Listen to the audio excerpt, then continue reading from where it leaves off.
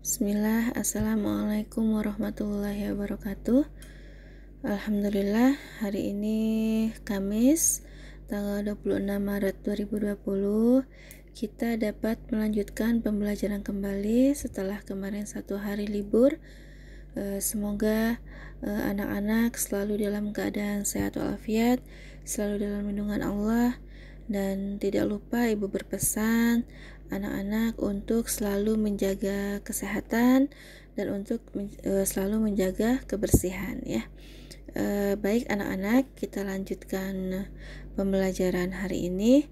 Kita sudah masuk ke subtema 4, yaitu perkembangan teknologi transportasi, ada di halaman 169 ya. Di pembelajaran sebelumnya kita sudah belajar 3 subtema ya, yaitu di subtema 1 ada perkembangan teknologi pangan, di subtema 2 perkembangan teknologi sandang, di subtema 3 perkembangan teknologi komunikasi, dan sekarang subtema 4 perkembangan teknologi transportasi ya. Sebelum kita melanjutkan ke pembahasan, anak-anak bisa dilihat. Nah, di sini ada gambar alat transportasi ya. Contohnya ada pesawat, ada kereta, ada kapal pesiar, dan ada kereta listrik di sini ya. Kalian bisa lihat gambarnya. Nah, dengan melihat gambar ini berarti kita sudah masuk pembelajaran tentang alat transportasi ya. Kita membahas beberapa yang terkait dengan perkembangan teknologi transportasi ya. Baik anak soleh-solehah, kita lanjutkan ke pembelajaran pertama ya. Di sini ada teks. Nah, teks ini katanya harus dibaca dengan intonasi yang tepat ya. Di pembelajaran sebelumnya kita sudah belajar tentang membaca teks dengan intonasi ya. Nanti kalian bisa membaca masing-masing ya di rumah, di bukunya masing-masing. Nah, sekarang ibu hanya bisa menjelaskan secara singkat apa isi teksnya di sini ya. Di sini di Manado, katanya di Manado itu alat transportasi tradisionalnya adalah bendi ya. Kalau di Jawa itu disebut atau dikenal dengan delman atau dokar ya, sama-sama menggunakan tenaga kuda atau ditarik oleh kuda. Itu adalah salah satu alat transportasi yang sederhana. Nah, tidak hanya itu, di Manado juga menggunakan bermacam-macam alat transportasi, seperti ada yang menggunakan sepeda, ada juga yang menggunakan mobil pribadi, juga ada yang menggunakan sepeda motor ya. Sama halnya seperti kita di Jakarta ya, ada yang menggunakan mobil, sepeda motor, dan ada yang menggunakan angkutan umum ya, seperti misalkan busway, Kopaja, Metro Mini, Mikrolet, dan lain-lain. Kalau di sini Bemo ya, dan masih banyak contoh lainnya ya. Nah, selain itu juga apabila orang bepergian dengan menggunakan alat transportasi modern, yaitu dengan menggunakan mobil atau pesawat ya, seperti itu. Lalu kemudian kita lanjutkan, ada perkembangan menggunakan alat transportasi itu dari jalan kaki, terus bisa menggunakan kuda, lalu kemudian delman atau dokar tadi, terus mobil, juga pesawat ya. Nah, di sini ada bagaimana cara membuat mobil dari kardus bekas ya. Kalian membuat kreasi dari kardus bekas membuat mobil. Nah, di sini kalian belajar nanti tentang teknik potong. Nah, kardusnya dipotong ya, seperti itu. Dan teknik sambung, juga teknik lipat ya. Menggunakan gunting, peralatannya ada penggaris, gunting, kertas, lem, kardus bekas, dan yang lainnya ya. Nanti ini apabila anak-anak mempunyai bahan-bahannya di rumah, boleh dipraktekkan di rumah ya. Ada kardus, gunting, dan lem ya di sini. Nah, mobil ini ada kacanya katanya ya, kacanya menggunakan kertas putih seukuran persegi panjang, itu untuk kaca depan. Nah, kaca ini akan dibelikan hiasan. Nah, hiasannya diberikan pita misalkan.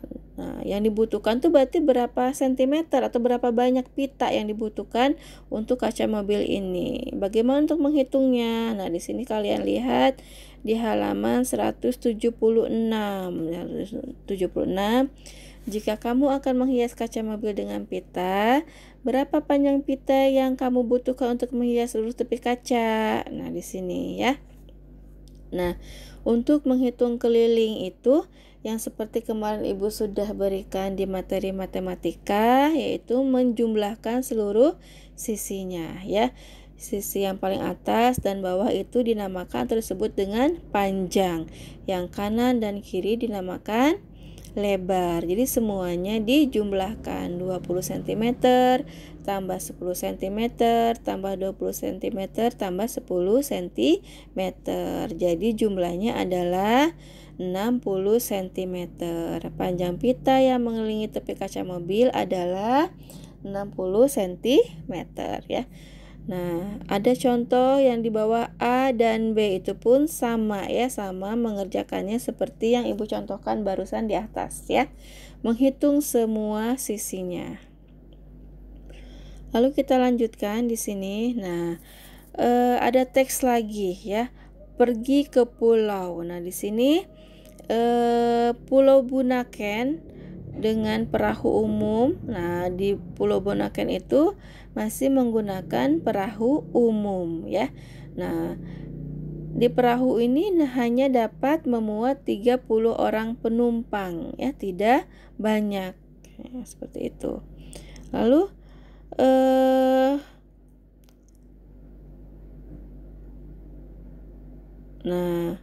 kalau transportasi air sudah digunakan sejak zaman dahulu. Awalnya transportasi air hanya perahu kayu yang digerakkan tangan atau pakai dayung atau pakai sampan ya. Sekarang orang-orang menyeberang laut dengan menggunakan mesin ya, seperti ada kapal feri. Kapal feri itu menampung banyak orang. Ada juga speedboat. Speedboat itu bergeraknya cepat memakai mesin juga, dan ada juga kapal pesiar. Kapal pesiar itu digunakan untuk bepergian jarak jauh, dan juga kapal pesiar itu kapasitasnya penumpangnya lebih banyak ya, lebih banyak juga fasilitasnya juga banyak. Itu di kapal pesiar ya. Itu adalah transportasi air. Lalu kemudian, di sini ada alat transportasi dulu dan sekarang. Nah, di sini yang dulu itu ada sepeda, dokar, kereta, perahu ya. Dan sekarang ada kapal pesiar, pesawat, kereta listrik, mobil, dan sepeda. Kalau sepeda tetap ada ya. Dulu ada, sekarang juga tetap orang-orang masih banyak memakai sepeda. Nah, di sini kita lanjutkan. Ada teks di pembelajaran 3, perjalanan dengan kereta. Lah, bagaimana perjalanan menggunakan kereta ya? Nah, kalau kereta itu kita harus membeli tiket dulu. Nah, membeli tiket kereta. Lalu mereka masuk ke stasiun. Nah, kalau kereta itu di mana? Di stasiun.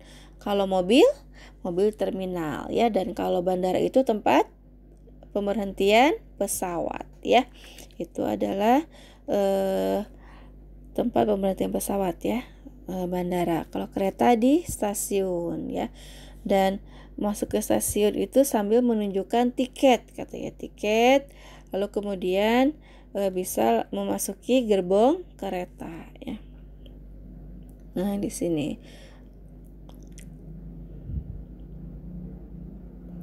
Kemudian di sini ada alat transportasi darat, air, dan udara. Nah, pada saat di kereta, Udin dan keluarga menunggu kereta di dekat peron. Nah, peron adalah tempat peralatan, tempat penumpang naik dan turun dari kereta.